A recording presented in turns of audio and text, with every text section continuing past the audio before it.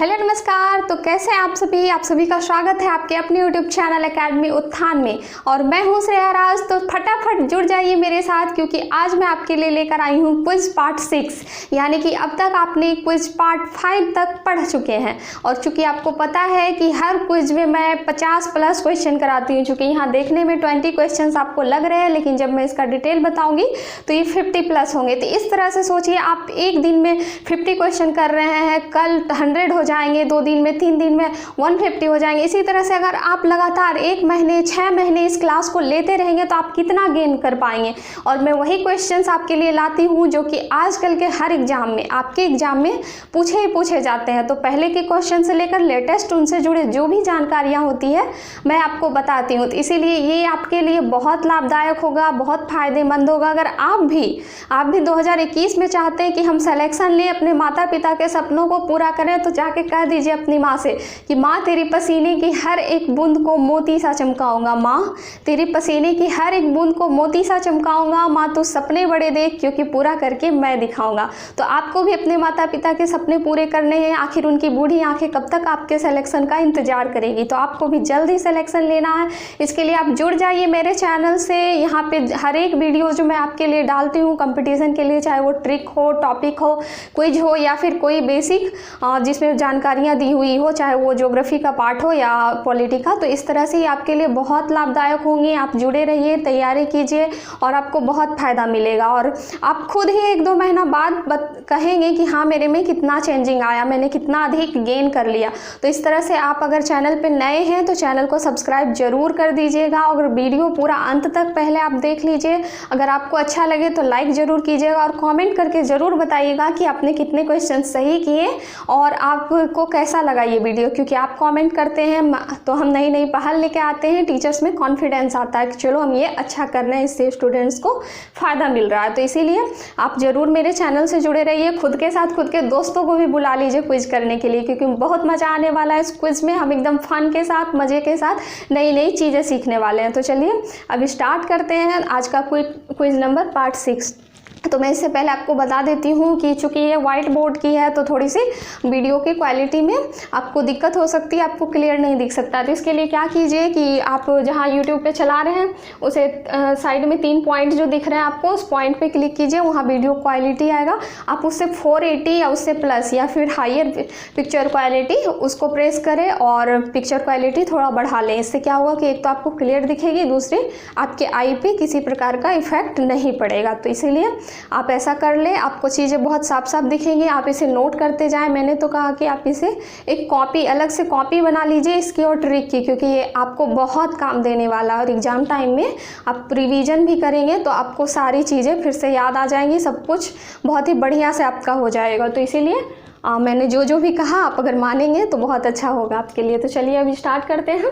तो पहला क्वेश्चन है कि CDS की तरफ से सिल्वर अवार्ड किसे दिया गया। CDS chief of defence staff, इसकी तरफ से भी सिल्वर अवार्ड दिया गया है। तो ये किसे दिया गया, तो ये जो दिया गया है ये पृथ्वीपाल सिंह नाम के एक व्यक्ति हैं, इन्हीं को दिया गया, पृथ्वीपाल सिंह। अब इनके बारे में जानते हैं कि आखिर इनको ये अवार्ड क्यों दिया गया और किसे दिया गया। सबसे पहले तो आप CDS की फुल फॉर्म भी याद रखें, क्योंकि ये भी पूछा जाता है एग्जाम में। चीफ ऑफ डिफेंस स्टाफ, ये ध्यान रखेंगे। उसके बाद है कि ये पृथ्वीपाल सिंह को क्यों दिया गया। तो पृथ्वीपाल सिंह एकमात्र ऐसे भारतीय हैं जिन्होंने कि तीनों सेना जैसे कि आर्मी हो गया, नेवी हो गया और एयरफोर्स, ये तीनों ही हमारे सेना हैं। और इन तीनों में ही इन्होंने विंग कमांडर के पद पे इन तीनों पर इन्होंने सेवा दिया है। और इन्हीं वजह से इन्हें सिल्वर अवार्ड दिया गया। इनकी स्वामी जयंती थी। ये प्रेजेंट का क्वेश्चन है, लेटेस्ट क्वेश्चन। इनकी स्वामी जयंती पर ही ये अवार्ड इनको दिया गया, स्वामी जयंती पर। और क्या था कि इसके पीछे कहानी कि ये कब दिया गया, तो ये 14 जनवरी को दिया गया। ये 14 जनवरी को दिया गया। और 14 जनवरी को ही क्यों दिया गया, क्योंकि आप जानते हैं कि 15 जनवरी को आर्मी डे मनाते हैं। 15 जनवरी को आर्मी डे मनाया जाता है। क्यों मनाया जाता है, मैंने इसके पीछे भी आपको बताया था। क्योंकि के.एम. करियप्पा जो भारतीय थे, क्योंकि पहले यहाँ ब्रिटिश का शासन था, उसके बाद पहले भारतीय थे के.एम. करियप्पा, जिन्होंने कि चीफ कमांडर के रूप में पदभार सौंपा, यानी कि पद लिया, चीफ कमांडर के रूप में सेवा की देश की। तो ये के.एम. करियप्पा उन्हीं के, जिस दिन उन्होंने पद लिया, जिस दिन उन्होंने शपथ ली कि आज से हम इस सेवा प्रदान करेंगे चीफ के रूप में, तो 15 जनवरी का दिन था और इसीलिए 15 जनवरी को ही मनाया जाता है आर्मी डे। और जब वे के.एम. करियप्पा रिटायर हुए, यानी कि अपने पद से रिटायर हुए, तो वो दिवस था 14 जनवरी, यानी 15 को उन्होंने पदभार सौंपा था, पदभार लिया था, और 14 को वो रिटायर हो गए। तो ये जो 14 जनवरी है, इसी 14 जनवरी को पृथ्वीपाल सिंह को दिया गया ये अवार्ड। इस 14 जनवरी को किस रूप में मनाते हैं, इस 14 जनवरी को रिटायर्ड रूप में ही मनाया जाता है। तो ये हो गया यहाँ का क्वेश्चन। और आप ये इससे एक याद रख सकते हैं कि पहले सीडीएस कौन थे, यानी कि भारत के पहले सीडीएस, अगर ये क्वेश्चन आ जाएगा तो आप ध्यान रखेंगे कि बिपिन रावत भारत के पहले सीडीएस थे। बिपिन रावत भारत के पहले सीडीएस रह चुके हैं। तो इससे देखिए आपने क्या क्या सीखा कि सिल्वर अवार्ड पृथ्वीपाल सिंह को दिया गया, उनकी 100वीं जयंती पर दिया गया, और ये 14 जनवरी को दिया गया। क्यों? क्योंकि 14 जनवरी को के.एम. करियप्पा जी रिटायर हुए थे। और थल सेना दिवस यानी आर्मी डे 15 जनवरी को मनाया जाता है। और chief of defence staff Bharat के पहले जो सीडीएस है वो बिपिन रावत है। तो इस तरह से आप ये क्वेश्चन याद रखेंगे। अब है कि संयुक्त बैठक की अध्यक्षता कौन करता है। संयुक्त बैठक, चूँकि आपको पता है कि संविधान में, लोकसभा में, राज्यसभा में, इन सब के बीच हमेशा बैठक होती रहती है। तो ये बैठक जो इसमें एक आता है संयुक्त बैठक जिसका कि वर्णन संविधान के अनुच्छेद 108 में, संविधान के अनुच्छेद 108 के तहत ही संयुक्त बैठक होती है। और इस बैठक की अध्यक्षता कौन करता है, तो लोकसभा का जो स्पीकर होता है, लोकसभा का स्पीकर, यानी कि वर्तमान में ओम बिरला जी है, वर्तमान में ओम बिरला जी हैं लोकसभा के स्पीकर। तो ये लोकसभा का स्पीकर ही संयुक्त बैठक की अध्यक्षता करता है। अब अगर ये आ जाए कि संयुक्त बैठक क्यों होता है, तो जब लोकसभा कोई विधेयक पारित करता है, चूँकि आपको पता है कि कोई भी विधेयक लोकसभा और राज्यसभा की मंजूरी के बाद, राष्ट्रपति के हस्ताक्षर के बाद पारित होता है। तो ये जो लोकसभा विधेयक पारित करता है, तो इस पर यदि राज्यसभा अपना मत नहीं देता, यानी कि राज्यसभा उस विधेयक को मंजूरी नहीं देता है, तो इसी स्थिति में लोकसभा और राज्यसभा के बीच संयुक्त बैठक किया जाता है, क्योंकि ये संविधान के अनुच्छेद 108 में वर्णित है। तो ये हो गया। और ये अध्यक्षता इसका कौन करता है, तो ये भारत के जो लोकसभा के स्पीकर होते हैं वो करते हैं। तो अभी जो वर्तमान में लोकसभा स्पीकर है ओम बिरला। और यदि पूछ लिया जाए कि पहले लोकसभा स्पीकर यानी फर्स्ट लोकसभा स्पीकर कौन थे, तो वो थे जी.बी. मावलंकर थे पहले लोकसभा स्पीकर। आप इन्हें ध्यान में रखेंगे। उसके बाद क्वेश्चन है 1770 में कलकत्ता में स्थापित पहला भारतीय बैंक कौन है। चूँकि आपको पता है कि पहले तो ब्रिटिश का शासन था, तो सब चीज़ ब्रिटिश के द्वारा ही बनाई गई थी। तो ये जो 1770 ईस्वी में कलकत्ता में स्थापित था, तो ब्रिटिश के साथ साथ जब भारतीयों ने कुछ किया तो वो पहले में गिनती आने लगा। तो 1770 में ही ये पहला बैंक था हिंदुस्तान बैंक के नाम से इन्हें जाना जाता है। बैंक ऑफ हिंदुस्तान भी कहते हैं और हिंदुस्तान बैंक भी कहते हैं। तो आप बैंक ऑफ हिंदुस्तान ध्यान रखिएगा। बैंक ऑफ हिंदुस्तान पहला भारतीय बैंक था जो कलकत्ता में स्थापित हुआ। उसके बाद एसबीआई का नाम, एसबीआई चूँकि स्टेट बैंक ऑफ इंडिया, इसका फुल फॉर्म होगा स्टेट बैंक ऑफ इंडिया। तो ये जो स्टेट बैंक ऑफ इंडिया था, इसका पहले नाम इंपीरियल बैंक था। पहले क्या नाम था, इंपीरियल बैंक। तो ये इंपीरियल बैंक से स्टेट बैंक ऑफ इंडिया कब बना, तो 1955 ईस्वी में। 1955 ईस्वी में इंपीरियल बैंक का ही नाम बदलकर स्टेट बैंक ऑफ इंडिया कर दिया गया। ये क्वेश्चन आते हैं तो आपको ध्यान में रखना।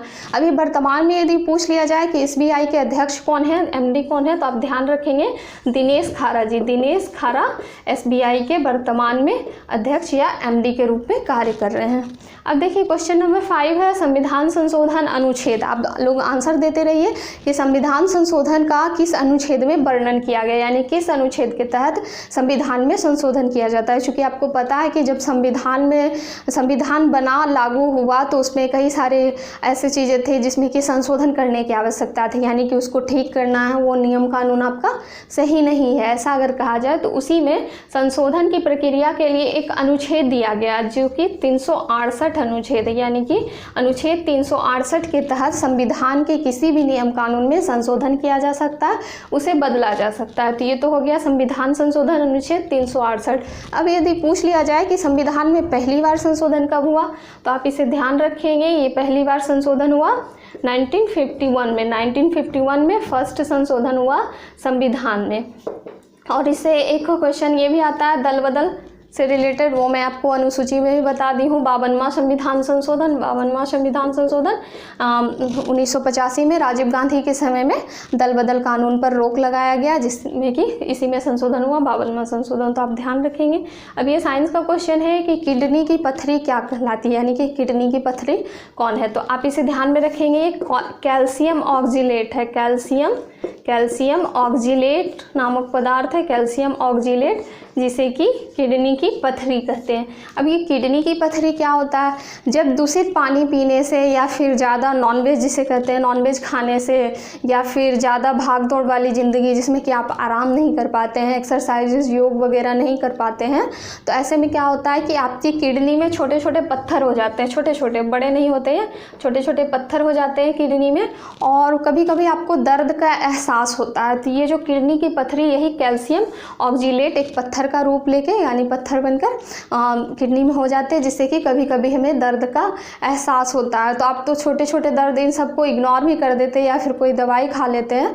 तो इस तरह से ये या तो खुद भी समाप्त हो जाता है, या कभी कभी ऐसी स्थिति आती है कि डॉक्टर की सलाह भी लेनी पड़ती है, इलाज भी करवाना पड़ता है। तो आप इसे ध्यान रखेंगे। किडनी की पत्थरी कैल्शियम ऑक्जिलेट, और ये उसी कारण से होता है, दूषित पानी पीने से, कम पानी पीने से, या फिर ज़्यादा भागदौड़ भरी ज़िंदगी से। उसके बाद 7वां नंबर क्वेश्चन है कि चंद्रमा पर लैंडिंग मिशन, चंद्रमा पर जो लैंडिंग मिशन हुआ, मैं एक दो उसके बारे में बताऊंगी, तो आप लोग भी जानते हैं तो आंसर दीजिए। तो सबसे पहला जो लैंडिंग मिशन हुआ, सबसे पहला जो लैंडिंग मिशन हुआ 1959 यानी कि 1959 में हुआ। किसने किया, तो रूस द्वारा करवाया गया, सोवियत संघ, रूस जिसे कहते हैं, सोवियत संघ के द्वारा करवाया गया। और इसका जो नाम था वो लूनिक 2 नामक एक यान था, इसका लैंडिंग करवाया गया लूनिक 2। और इसे भारत का ही नहीं बल्कि विश्व का पहला लैंडिंग मिशन, क्योंकि ये रूस द्वारा ही करवाया गया था, तो यानी कि ये विश्व का पहला लैंडिंग मिशन था, विश्व का पहला यान था ये लूनिक 2 जो कि चंद्रमा पर उतरा था। तो ये पहला हो गया 1959 में रूस द्वारा लूनिक 2 को,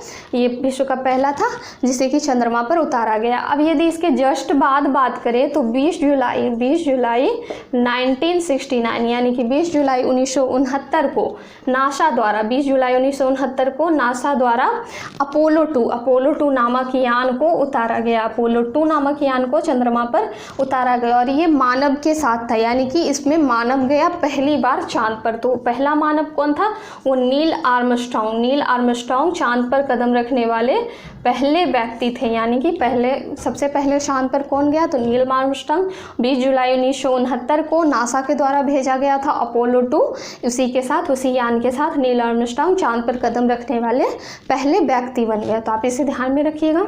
उसके बाद है अरब सागर की रानी किसे कहा जाता है, चूँकि ये बहुत फेमस क्वेश्चन है और बहुत सारे एग्जाम्स में बार बार पूछे जाते हैं। तो ये जो अरब सागर की रानी है ये कोच्चि को कहा जाता है। कोच्चि केरल का एक स्थान है जिसे कोच्चि कहते हैं, और उसी कोच्चि को अरब सागर की रानी कहते हैं। चूँकि ये दक्षिणी पश्चिम का एक पार्ट था, कोच्चि दक्षिणी पश्चिम में स्थित एक पहले गांव था जहां मछुआरे लोग रहते थे, वहां अपना मछली पकड़ना ये सब काम करते थे, वहां के आसपास के जो भी समुद्री इलाके थे उसमें। तो धीरे धीरे इसमें विकास किया गया और ये एक बंदरगाह के रूप में, एक बहुत बड़े बंदरगाह के रूप में काम करने लगा, तो जिससे कि इसे अरब सागर की रानी भी कहा जाने लगा। चूँकि मैं आपको पहले भी बताई थी कि इस तरफ बंगाल की खाड़ी है, इस तरफ अरब सागर है और नीचे हिंद महासागर है। और चूँकि ये कोच्चि दक्षिणी पश्चिमी हिस्सा था, दक्षिणी भाग और पश्चिमी भाग के बीच का हिस्सा था, और इसमें बहुत अच्छे बंदरगाह बन गए, बहुत ज़्यादा विकास होने लगी, आयात निर्यात होने लगे, तो जिसकी वजह से इसे कि अरब सागर की रानी का नाम दिया गया। तो आप इस क्वेश्चन को ध्यान में रखेंगे, डायरेक्ट तौर पर ही पूछे जाते हैं। अब क्वेश्चन नंबर 9 है कि त्रिवेद में शामिल नहीं है, यानी कि त्रिवेद में कौन कौन सा शामिल है। चूँकि आपको पता है कि 4 वेद थे प्राचीन काल में, जो हमारे 4 वेद थे वो थे ऋग्वेद, यजुर्वेद, सामवेद और अथर्ववेद, सामवेद और अथर्ववेद। तो आपको इन्हें चारों को ध्यान में रखना है, ऋग्वेद, यजुर्वेद, सामवेद, अथर्ववेद। इसमें जो ये पहले से 3 थे यानी कि ऋग्वेद, यजुर्वेद और सामवेद, इस तीनों को त्रिवेद में शामिल किया गया और ये जो चौथा वेद था अथर्ववेद, इसे त्रिवेद में शामिल नहीं किया गया। तो ये जो क्वेश्चन का आंसर है कि त्रिवेद में शामिल नहीं है वो अथर्ववेद है। और इसमें एक और क्वेश्चन भी आता है कि सबसे प्राचीन वेद कौन सा था, तो वो ऋग्वेद है। और सबसे नवीनतम वेद कौन सा है, तो ये अथर्ववेद है। और ऋग्वेद से ही एक रिलेटेड क्वेश्चन आता है कि ऋग्वेद के 10वें मंडल में पुरुष सूक्त का वर्णन किया गया है। ऋग्वेद के 10वें मंडल में पुरुष सूक्त का वर्णन किया गया है, तो आप इसे ध्यान में रखेंगे। उसके बाद क्वेश्चन आता है सत्यमेव जयते किस उपनिषद में है। सत्यमेव जयते नामक शब्द, सत्यमेव की परिभाषा जिसके तहत कहा गया है कि सत्य की जीत होती है और सत्य एक दिन खुद उजागर होता है, उसे बताने की ज़रूरत नहीं है। यदि आपने गौतम बुद्ध की एक सीरीज भी आई थी, सीरियल भी या फिर मूवी देखी होगी, तो उन्होंने ही उसमें कहा था कि सत्य को दिखाने की ज़रूरत नहीं है, सत्य खुद प्रकाशित होता है, सत्य को किसी के सामने लाना नहीं। तो वही बात सत्यमेव जयते में है जो कि उपनिषद में वर्णित है। तो किस उपनिषद में है बताइएगा आप लोग भी, ये मुंडकोपनिषद में है, ये मुंडकोपनिषद में वर्णित है, सत्यमेव जयते शब्द का उल्लेख किया गया है। तो यदि आ जाए कि किस में है, तो मुंडकोपनिषद में। और उपनिषद की संख्या टोटल कितनी है, तो उपनिषद की संख्या 108 है, जिसमें बहुत सारे उपनिषद है, तो आप उतना तो ध्यान नहीं रखना है, बस यही चीज़ याद रखना। अब है लखनऊ समझौता हुआ। लखनऊ समझौता कहाँ हुआ, कब हुआ, तो लखनऊ समझौता चूँकि नाम से स्पष्ट है लखनऊ में हुआ। और ये कब हुआ, तो ये चूँकि 29 दिसंबर को इसका प्रस्ताव रखा गया था और 31 दिसंबर से इसे माना जाता है। तो 1916 याद रखिएगा, इसमें डायरेक्ट ईस्वी दिया रहता है। तो लखनऊ समझौता 1916 में हुआ। किसके किसके बीच हुआ, भारतीय राष्ट्रीय कांग्रेस जो थे उनके बीच। और चूँकि आपको पता है कि अखिल भारतीय मुस्लिम लीग मोहम्मद अली जिन्ना जब एक प्रमुख नेता बन गए अखिल भारतीय मुस्लिम लीग की, और उन्होंने मांग करने लगा कि हिंदू मुस्लिम एक है और जो भी समझौता होगा दोनों के बीच, मतलब जो भी करेंगे हिंदू मुस्लिम मिलके करेंगे। इसके अलावा अलग राष्ट्र की मांग भी उनकी थी, जो कि आगे चल के तो अलग राष्ट्र पाकिस्तान बन ही गया उन्हीं मोहम्मद अली जिन्ना के कारण। तो उस समय भी बहुत सारे खटपट थे। तो उन्हीं के बीच जो भारतीय राष्ट्रीय कांग्रेस और अखिल भारतीय मुस्लिम लीग के बीच जो समझौता हुआ, अखिल भारतीय मुस्लिम लीग के बीच जो समझौता हुआ 1916 ईस्वी में, उससे ही हम ये लखनऊ समझौता के नाम से जानते हैं। और इसमें एक क्वेश्चन पूछा जाता है कि इसकी अध्यक्षता कौन कर रहा था, तो ये अंबिका चरण मजूमदार। आप याद रखेंगे, ये क्वेश्चन बार बार पूछा जाता है। तो अंबिका चरण मजूमदार जो थी, ये महिला थी एक, और इन्होंने ही लखनऊ समझौता का अधिवेशन की अध्यक्षता की। उसके बाद क्वेश्चन है कि जनसंख्या घनत्व सर्वाधिक है। चूँकि इस पे क्वेश्चन थोड़ा कन्फ्यूजन वाला है, इसलिए मैं आपको बता देती हूँ। यदि क्वेश्चन आ जाए कि कौन से स्थान पे भारत के किस इलाके में, भारत के किस स्थान पे जनसंख्या घनत्व सर्वाधिक है, तो आप इसका आंसर दिल्ली करेंगे, यानी कि आप इसे दिल्ली आंसर करेंगे। और यदि क्वेश्चन आ जाए कि भारत के किस राज्य में, यानी जब राज्य का नाम ले लिया जाए तो उसमें जनसंख्या घनत्व सर्वाधिक बिहार में है। इसे ध्यान से सुनिएगा दोबारा, क्योंकि आप जानते हैं कि दिल्ली यूटी भी है, दिल्ली यूटी है। तो इसीलिए जब क्वेश्चन आए कि कौन से जगह, भारत के कौन से जगह, कौन से क्षेत्र में जनसंख्या घनत्व सर्वाधिक है, तो दिल्ली में है। और यदि आ जाए कि भारत के कौन से राज्य में जनसंख्या घनत्व सर्वाधिक है, तो वो बिहार में है। और यदि क्वेश्चन आ जाए कि भारत के किस राज्य में जनसंख्या घनत्व सबसे कम है, तो वो अरुणाचल प्रदेश में है, अरुणाचल प्रदेश में। और टोटल कितना है, 17 है, 17 जनसंख्या घनत्व इसका 17, और ये दिल्ली हो गया और ये बिहार राज्य के अंतर्गत आ गया। उसके बाद है नौकरी में आरक्षण किस अनुच्छेद में, चूँकि अनुच्छेद से भी बहुत सारे क्वेश्चन पूछे जाते हैं। तो नौकरी में जो आरक्षण दिया गया, यानी कि नौकरी में समता का अधिकार, यानी कि जो सार्वजनिक जॉब है, निजी जॉब की मैं बात नहीं कर रही हूँ जिसमें कि निजी फैक्ट्री सब होते हैं या और भी कोई भी वर्कशॉप हो, तो मैं निजी की बात नहीं कर रही हूँ। जो सार्वजनिक है, यानी कि जो सरकारी है, उसमें किसी के साथ भी भेदभाव नहीं किया जा सकता। उसमें जो भी आरक्षण है वो किस अनुच्छेद के तहत है, तो अनुच्छेद 16। आप पढ़े होंगे मौलिक अधिकार के बारे में, मैं आगे भी उसको डिटेल से पढ़ा दूंगी, जो कि भाग 3 में है और अनुच्छेद 12 से 35 के बीच है। तो उसी में जो ये मौलिक अधिकार है अनुच्छेद 16, इसी में नौकरी का आरक्षण किया गया। अब 16 के 2 में वर्णित किया गया। कभी कभी क्वेश्चन यदि पूछ लिया जाएगा कि 16 के 2 में क्या वर्णन किया गया, तो इसमें किसी भी व्यक्ति को उसके जन्म स्थान, उसके लिंग, उसके मूल जो जाति हो गया, धर्म हो गया, इन सब के आधार पर किसी भी प्रकार का नौकरी में भेदभाव नहीं किया जा सकता। सार्वजनिक स्थान पे, सार्वजनिक पेशे में भेदभाव नहीं किया जा सकता। तो ये 16 के 2 में। और यदि डायरेक्ट आ जाए कि नौकरी में आरक्षण किस अनुच्छेद के तहत है, तो अनुच्छेद 16 के तहत है, आप ध्यान में रखिएगा। उसके बाद है गंधक का तेजाब है, यानी कि गंधक का तेजाब किसे कहा जाता है, तो आप ध्यान रखेंगे H2SO4 यानी कि सल्फ्यूरिक अम्ल, H2SO4 यानी कि सल्फ्यूरिक अम्ल को गंधक का तेजाब भी कहा जाता है। इस सल्फ्यूरिक अम्ल को अम्लराज भी कहते हैं, आप इसे ध्यान में रखिएगा, अम्लराज भी कहते हैं इस सल्फ्यूरिक अम्ल को। उसके अलावा आपको पता है कि अम्ल, क्षार और जो उदासीन विलयन होते हैं उसकी प्रकृति के बारे में मैं यहाँ कुछ बता देती हूँ।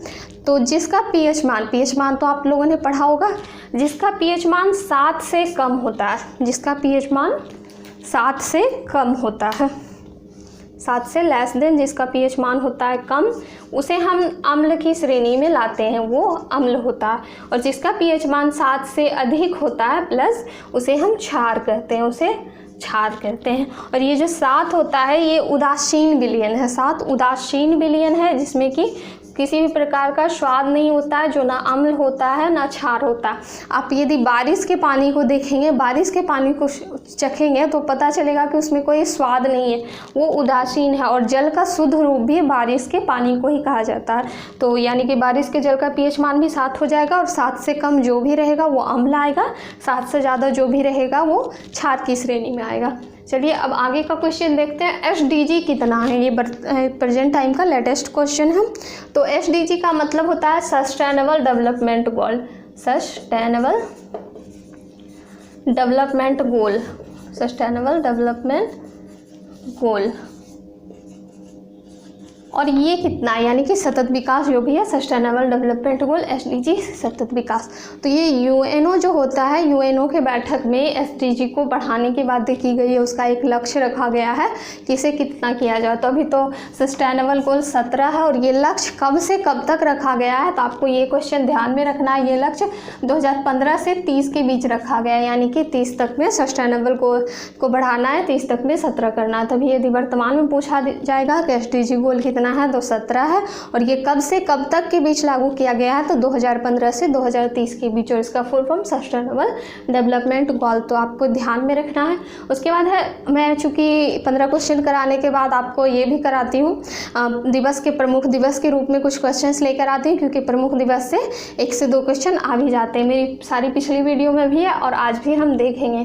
तो यहाँ 16वां नंबर क्वेश्चन है कि राष्ट्रीय हिंदी दिवस कब मनाया जाता है। राष्ट्रीय हिंदी दिवस, तो आप इसे ध्यान में रखेंगे कि ये 14 सितंबर को मनाया जाता है, 14 सितंबर को मनाया जाता है। इसमें साप्ताहिक हिंदी पखवाड़ा भी होता है, आप स्कूल सब में भी अटेंड भी किए होंगे, देखे भी होंगे, जिसमें कि हिंदी के विषय में बताया जाता है, उसके क्या गुण हैं, प्राचीन काल में इसकी स्थिति कैसी थी, अभी स्थिति कैसी है, तो इन सब के बारे में बताया जाता है। तो इसमें कंफ्यूज नहीं होना, ये तो राष्ट्रीय हिंदी दिवस 14 सितंबर और एक विश्व हिंदी दिवस पूछा जाता है, विश्व हिंदी दिवस, तो ये भी आपको ध्यान में रखना है, 10 जनवरी को मनाया जाता है।